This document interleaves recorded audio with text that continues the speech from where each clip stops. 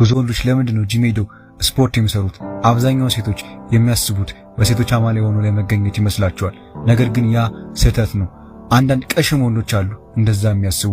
ነገር ግን ወደ እውነታው ስንመጣ አብዛኛውን ወንዶች በተለይ ሁሌ ጂም የሚሄድ ቀን የማይዘል ከልቡ የሚለፋ ወንድ ልቡ የተሰበረ ነው። በአመናት ልቧን በሰጣት ሴት የተጎዳ ፍቅረኛውን የተነጠቀ ትልቅ የቤተሰብ ችግር ያለበት ነገሮችን ለማስተካከል የሚጥር እውነተኛ ወንድ ነው። ወዶ አይደለም እኮ እንደዛ ጆሮውን ደፍኖ ላቡ ጠብ እስከሚል ድረስ የሚለፋው ዋጋ የሚከፍለው የራሱ የሆነ ትልቅ ሕመም አለው። ስለዚህ እንዳትሳሳቱ። የሆነ ወንድ ሳያቆም ሁሌ ስፖርት የሚሰራ ከሆነ ውስጡ ትልቅ ሕመም አለው። ለማንም ቢናገር የማይረዱት፣ ለማንም ቢያስረዳ የማይሰሙት ትልቅ ሕመም በውስጡ አለ። ለዛ ነው ጂም ገብቶ ራሱን ከዛ ቁስል ለማዳን ከብረቱ ጋር የሚታገለው። ደግሞም እውነተኛ ወንድ ማለት ይህ ነው። እንደሌላው ወንድ አይጨስም፣ አይቀምም፣ ከጓደኞች ጋርም ሲጃጃል አይውልም። እናም አንዴ ልቡ ሲሰበር ሮጦ ሌላ ሴት ጋር አይሄድም። ይቺ ስትሄድበት ያቺ ላይ አይደለም የሚሄደው።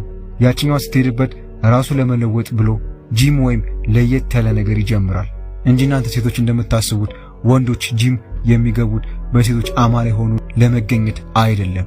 አንድ ወንድ ከአንድ የልብ ስብራት በኋላ ራሱን ያገኛል፣ ራሱን ይቀይረዋል፣ ስፖርተኛ ይሆናል፣ ኮራ ማለት ይጀምራል፣ ወንድ መሆን ይጀምራል።